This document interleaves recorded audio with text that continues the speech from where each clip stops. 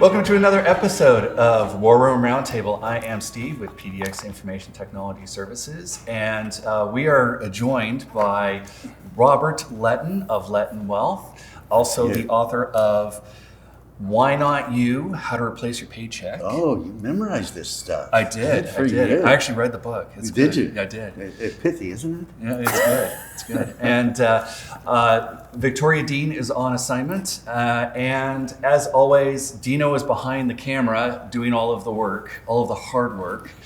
And also we have Erik Swanson of Vensure Employer Services. And thank you, Dean, behind the camera.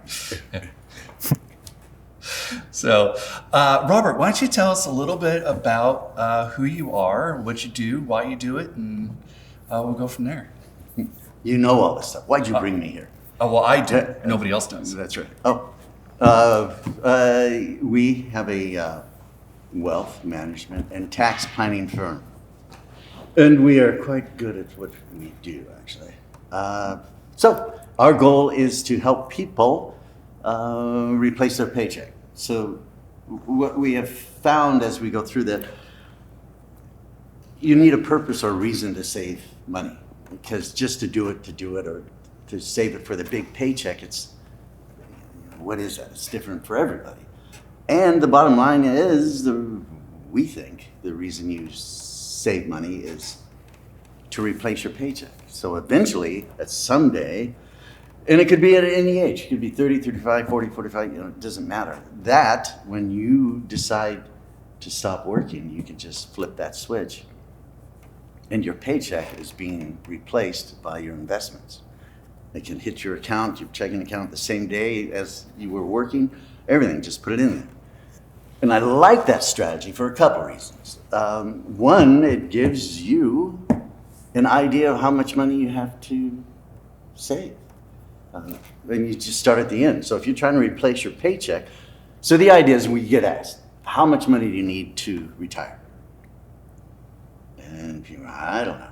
No. Yeah. So, and thank you. And this is participatory. You don't sit there and okay. So you can talk to me. What if we don't want to? I hear that a lot, actually.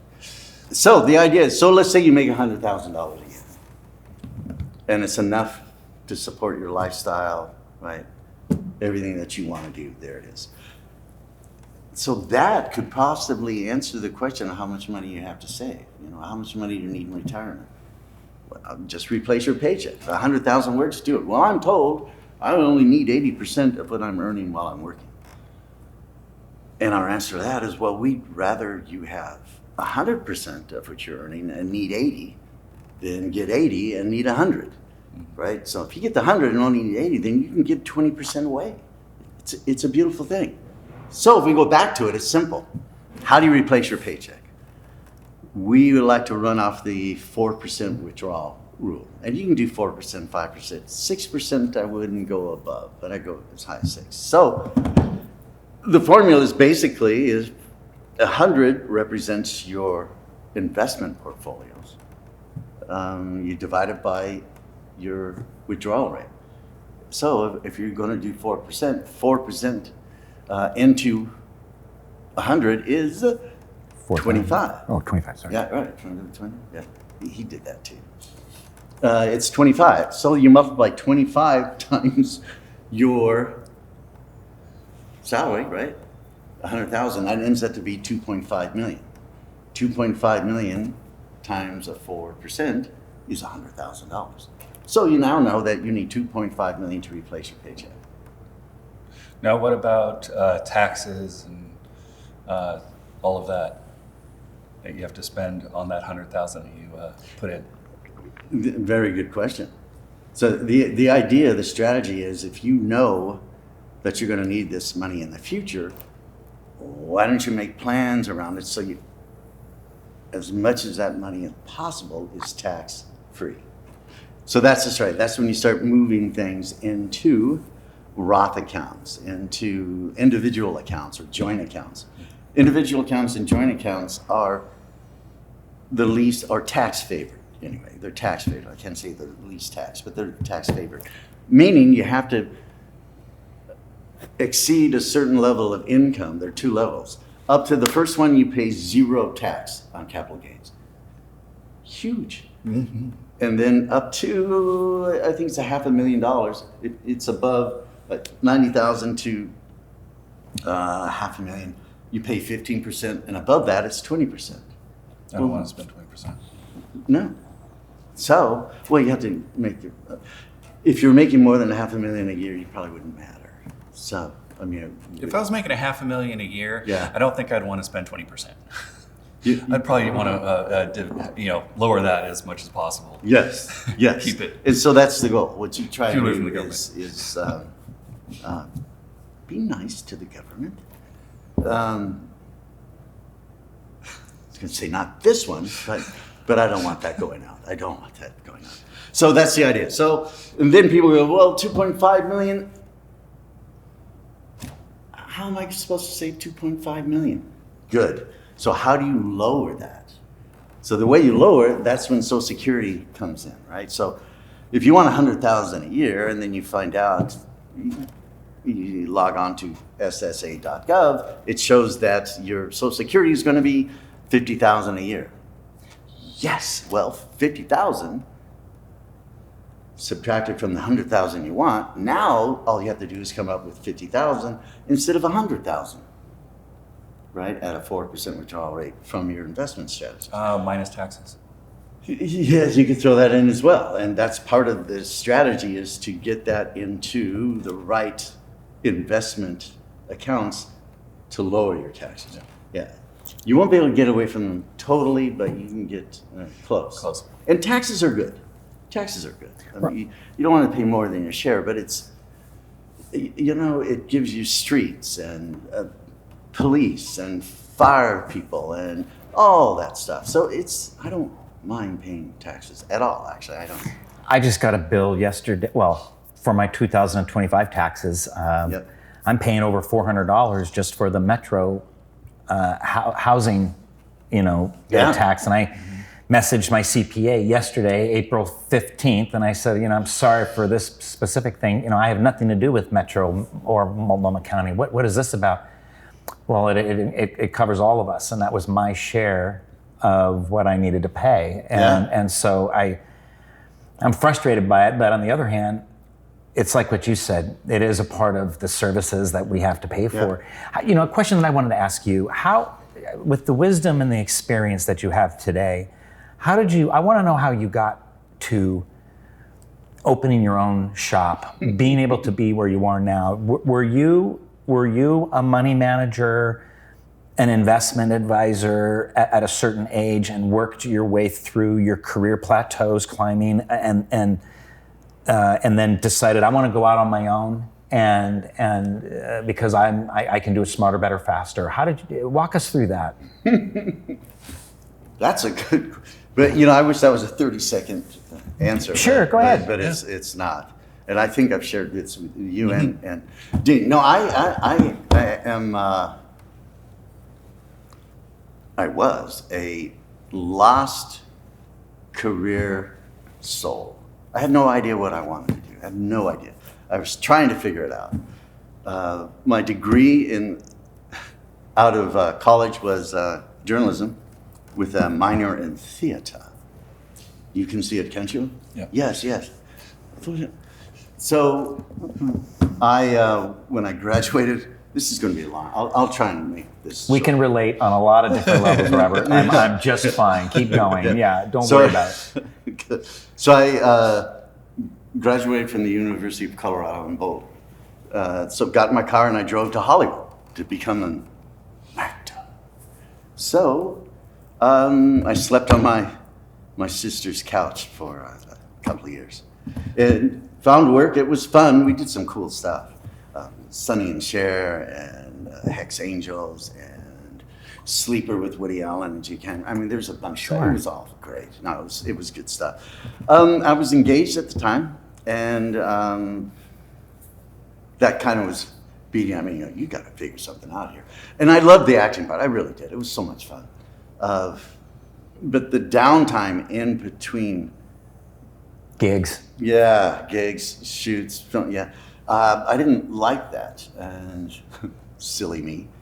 Yeah, I didn't like not working. No, so I was used to. So I was still searching for that would fill that. So my fiance, her father was a surgeon, and I said, okay, well, I'll be a doctor. But because I was a journalist, I didn't have the sciences, so I went back to school to get my sciences so I could apply to med school. So I applied at UCSB, and that happened to be where my fiance was going. Applied there, got in, and started taking sciences. And so then I went. So you became a banana slug, is that right? The UC Santa Barbara, aren't they banana slugs? I don't know what that means. That's their mascot. Yeah, I could be wrong. UC Santa Barbara. I'm almost. He's wrong. He's wrong. Yeah. Oh no, isn't it the sea tide? Isn't it the waves? I think I could be wrong. I don't know. Yeah, I could be wrong. It's the gauchos, but I digress. Go ahead. I'm gonna gaucho you. So, went back to school. Decided that if I should see if I like this. So I got a job as an orderly at Cottage Hospital in surgery. So I worked in surgery for a couple of years. Well, I went back to school and saw some really good stuff. Really good stuff. Open heart surgeries, things being removed, realigned. Had a child, tonsillectomy. I went in to say hi, sat up and threw blood up all over me. Great time, great time. So it was good. So I did all that, graduated, went into admissions and said, okay, now what do I do? And they said, oh, you got to apply to school. And I said, well, walk me through this. He said, sure. You got 4 more years of school. Then you got a couple of years of residency. Then we want you to specialize. That's another 6 years. And I'm kind of going, well, I'm going to be 40 years old. And they said, yeah. Well, what is this going to cost? He said, $500,000. And I said, no, I can't. I don't want to sign up my life, $500,000, my first $500,000, sign it away for the next, how long that takes to pay off. So I left, said I can't do this. And so the admissions person very poignantly said, you should have thought about that before you did all this. And, yes. So moved back to Colorado. My brother got me a job as a maitre d' for the broker restaurants. So I, just by happenstance, I ended up managing that restaurant. And so I did that. And after a year, it's just getting too long. No. After a year, I hadn't seen the sun because I'd go in at 8 in the morning. And then I'd work until closing, 1 or 2 in the morning.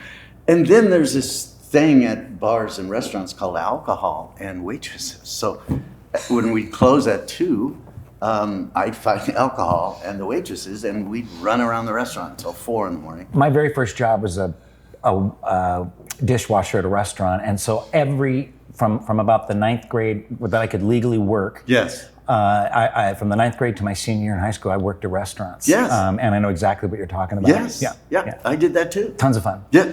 Yes. Especially if you're over 21. Yes.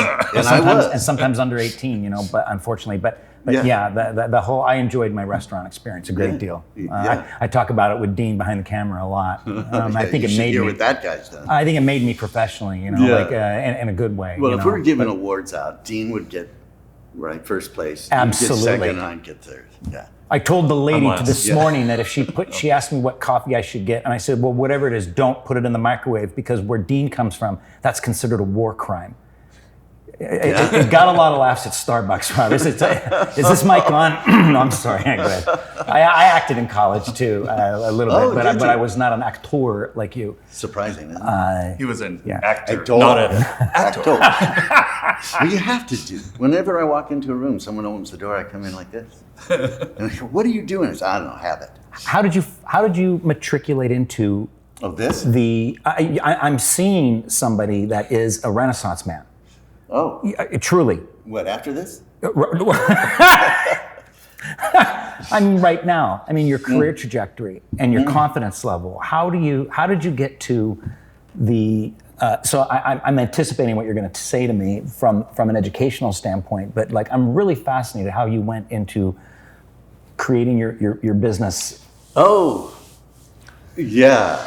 Okay. So I've got to skip around to.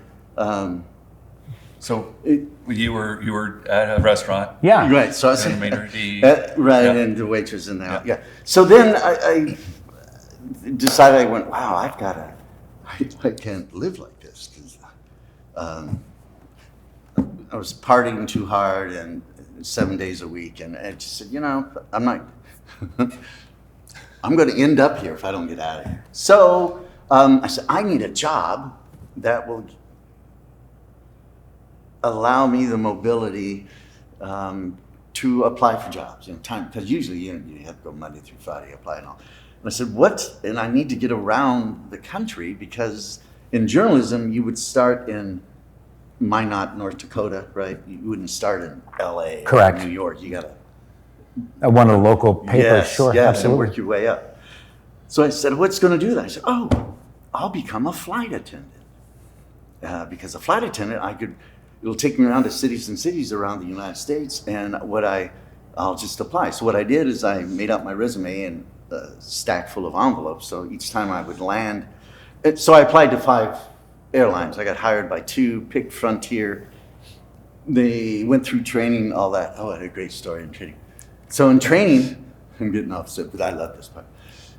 So in training, it's pretty serious. You make a couple of mistakes and they bounce you. They don't really, they care, but it's very serious stuff. So anyway, for the smoke fire thing, they have a fuselage set up, and everyone gets in it. And he said, okay, this is the fire drill. This is what you do if these things happen. Blah blah blah blah. And you are to get up, right? And so, okay, everybody stay calm. Okay, we've stopped. This way to the exit, and you show everybody the slide, and you tell them this way, down, down, down. Got it. So they had the 30 of us in this fuselage, and said, any volunteers? And no one volunteered. And they said, Lettin, you're up. Okay. Great. So I know. So I get up, and they fill the cabin with smoke. And they said, okay, go. So I jump up, and say, everyone stay calm, we're good. So I open up the door, and the slide deploys, and I said, everybody, are you ready? They, yes. I said, follow me. And I jumped out the way. And I jumped out. Well, I thought it was funny. That's great. Yeah. So I jump out, so I come back to the window, and I peek in. Everyone's still in here? And I'm looking at the instructors, and they're like, oh my God. Yeah. And I said, So you were doing Shatner. So you were doing a Shatner impersonation right. from the Twilight Zone, Yeah. right? Outside the airplane in the window. Yeah. out on the wing going, la, la. No, the problem is everyone, because it was so tense, Sure. everyone was just, and this is what they wanted for their careers, and everyone was going, I can't do it, I can't. I said, oh, come on, guys, let's have some fun with this. And that's why I jumped out. So after, Needless to say, you didn't get hired. no, I was in training. So yeah, they didn't fire me yet. So got stationed in Salt Lake City. So I put together my resume and 100 envelopes. So and I'd stick them in my flight bag. I lived there for 9 years. Oh, I like Salt Lake City. Yeah. It's a cool place. Yeah. My son was born there. Cool. Yeah. And then the following 6 months we got out and came up here. So Yeah, they ran you out, did they? No, I was well liked there. I mean, everybody wanted to convert me, so that's why. So, yeah, everybody's your friend there. Well, yeah. So why leave? You got all those people talking to you. But we'll take that offline. That's a good story. I could talk about that forever. I enjoyed my time there. I really did. He says that with a wink. I'm a little nervous. Despite the fact I'm not LDS, I can prove it. So I'm not wearing the secret underwear or anything. yeah. So yeah, and it's a tough place to get a good cup of coffee. Back in the day. He's not wearing any underwear. Hey, don't ask, don't tell, dude. So how long were you in Salt Lake? 2 years, two and a half years. So I would fly, and so like Phoenix. I'd fly to Phoenix. I'd plane run into when we had phone booths and yellow pages. I'd stuff the envelopes where they were already stuffed with my resume. I'd write down the address of the TV Brilliant. station, Sure. or the radio station. Mail them, get back on the plane, fly the next one.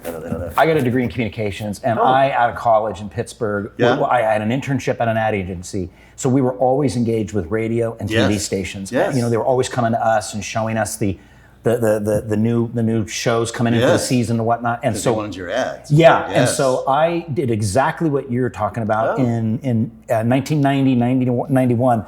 I was doing exactly that, looking at every radio station that I could try to submit an application to and TV station. I identify with that. Yeah. I know what that's like. That's kind of when I was doing all that.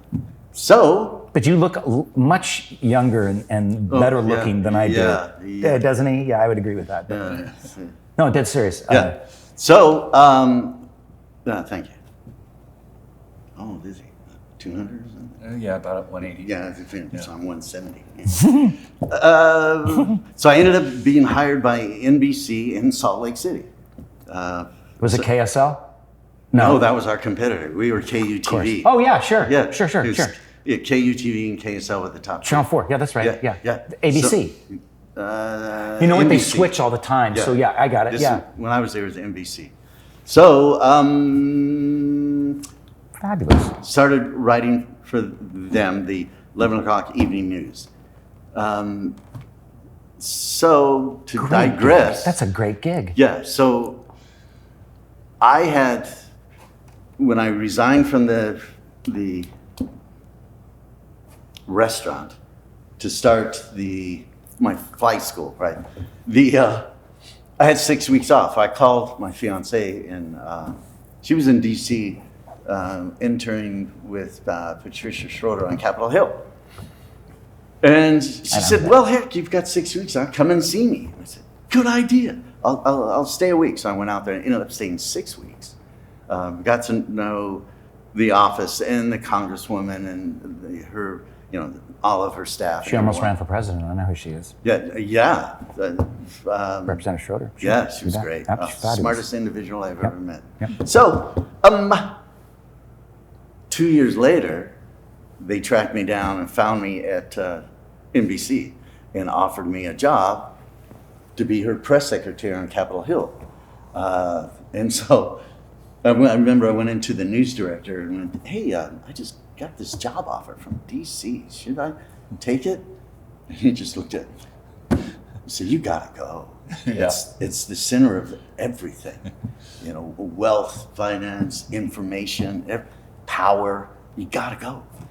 And so I did. So I resigned from NBC, drove my car, a little French Le Car Renault.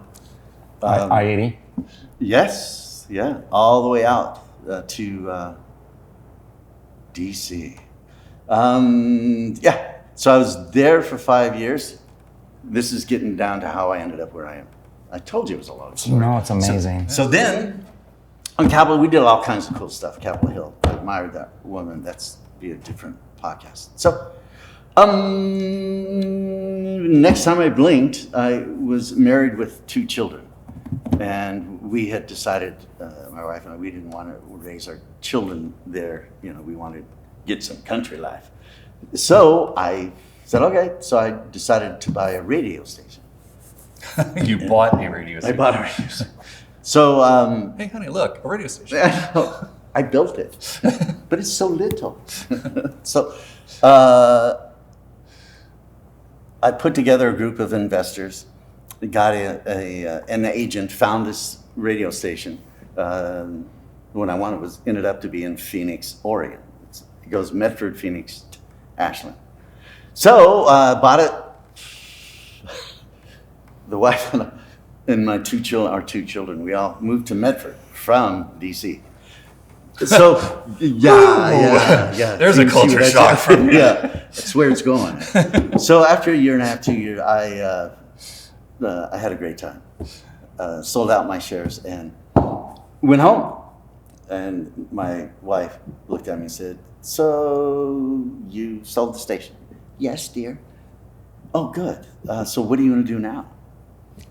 And so I'm not sure. I don't know. She says, "You don't know." I said, "Well, no, but I'm working on it." She goes, "Well, let's review, shall we? I said, oh, okay. I know. This is not gonna end well. Never starts, when it starts with that, it's never good. Never She said, we lived in Washington, D.C. I said, yeah. And she said, you worked on Capitol Hill. In politics, press secretary, pretty prestigious. You went to the White House. You said, yes, yeah, I know. My mother and father were 2 blocks away, my brother and all my relatives. We probably had 10 million people. And you decided to buy a radio station and move us to Middle of nowhere. a town of 42,000 people, away from my entire family, your future, here, and you don't know what you're going to do. I said, I'm working on it. And so she said, I suggest you figure it out and do it quickly. Yes, ma'am. So I put together a job chart. I do, a vertical line, a horizontal line, and then several lines down. And then across the top, I wrote all the jobs that I could possibly be interested in. So teaching was one. I said at this point I'd go back and go to med school, a CPA, attorney, and finance, what I did the last time. And then down this side, I wrote all the things I wanted from my job. And I think the original question, why I ended up on, actually, because I don't think I'm a very good employee. I always think I can do things better than who I'm working for. And that's never a good, when you start telling, and so you're asked to leave a lot. So the only way for me to stay employed was to have my own company. So, I like how you said that. That's original. No, that is. It is. I like that. That seems very fresh to me, but it's original. I like that. Oh, good. So down the left side, I wrote down all the things I wanted from the job. So the first thing I want is I wanted to help people be better off tomorrow than they are today. That was number 1.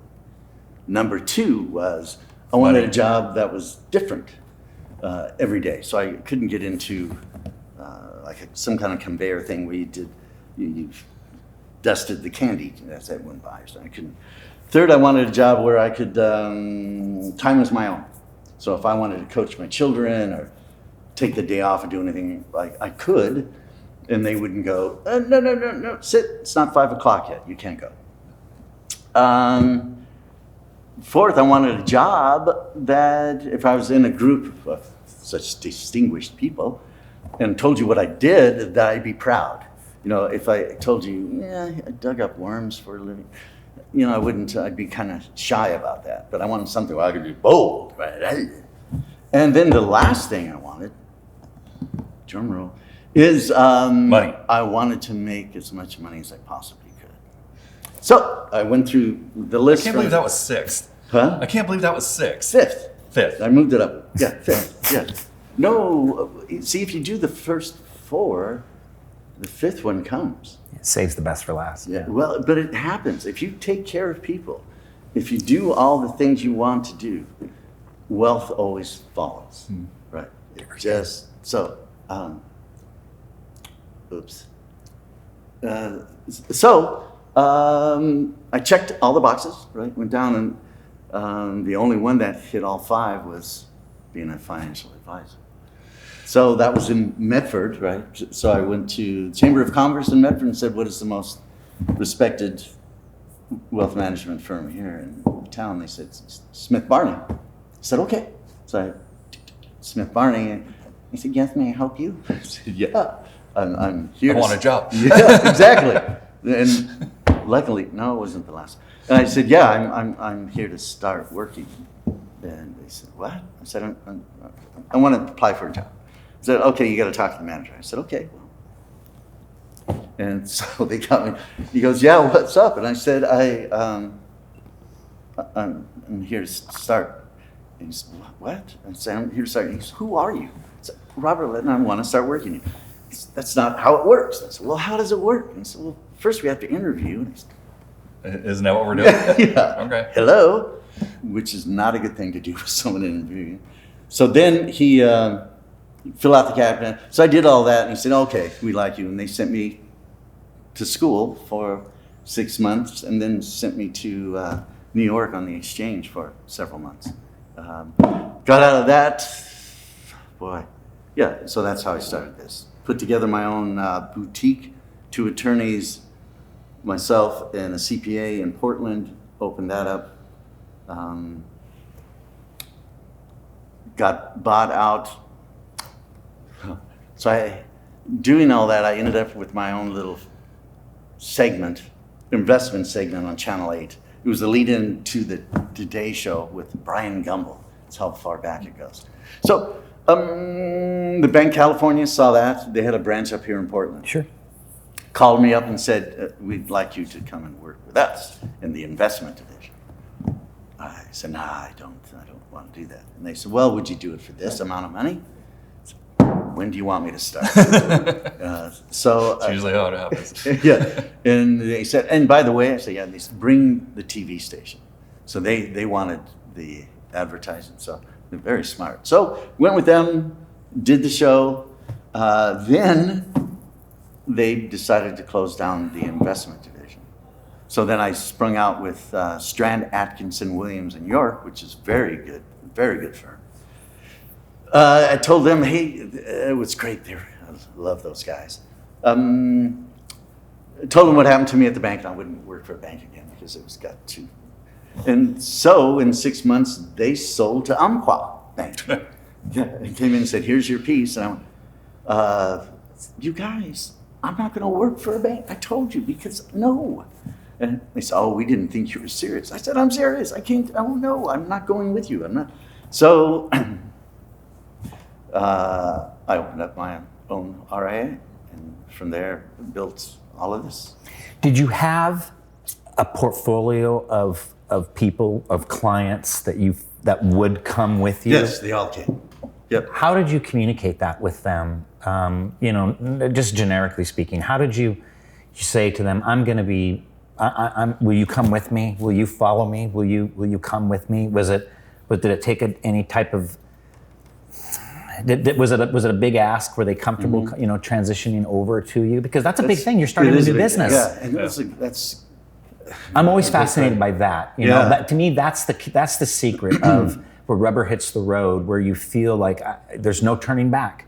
Yeah. Now you've been an entrepreneur, a serial entrepreneur, so you're confident, but still in that moment, what made you feel like, okay, is it because you had that confidence that they would follow you? That you could start your own business? You always hope. You hope they do, but you could start again. What I told my clients, and when I read all that I went from transaction-based pay to fee-based. And when you look at the numbers and all that, being fee-based is a lot better, 200% better for an investor than transaction-based. So when I ran the numbers, I said, look, we're going to charge you. And at that time, I was charging 2%, which is huge. Now we're charging 0.99. So it ran the numbers, and not only will you get better returns, hopefully, right? Better returns, but it'll cost you less because we're not continually buying and selling.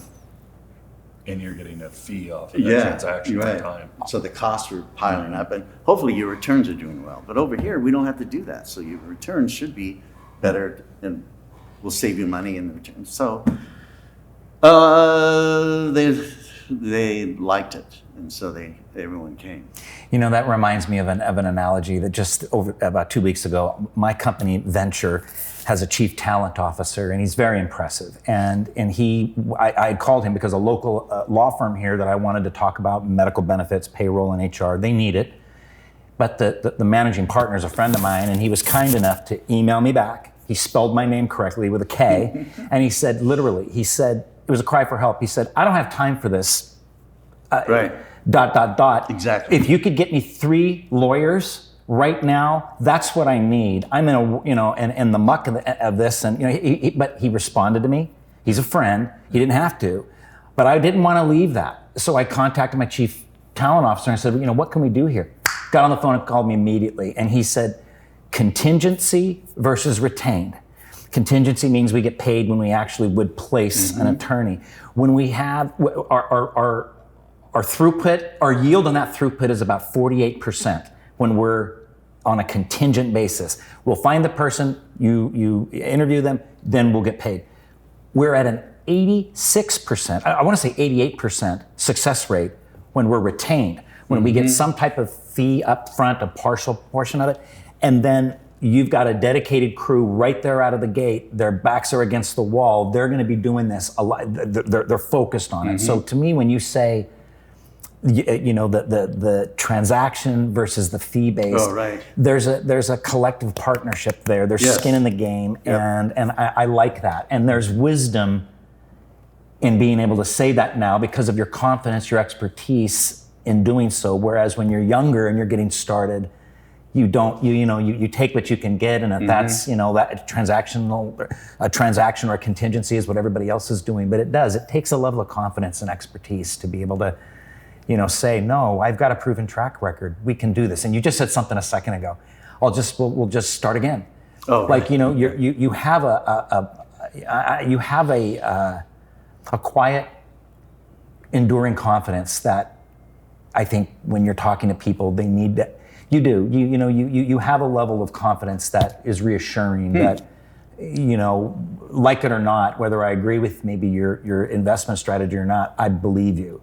Oh, good. And that's what I think is important, particularly. Wouldn't you agree? Oh, yes. Yeah. Are you in this or not? Well, gosh darn it, you wanted audience participation, and and so I'm. It's all your fault. No, it's all his fault. Your I like what you're saying there.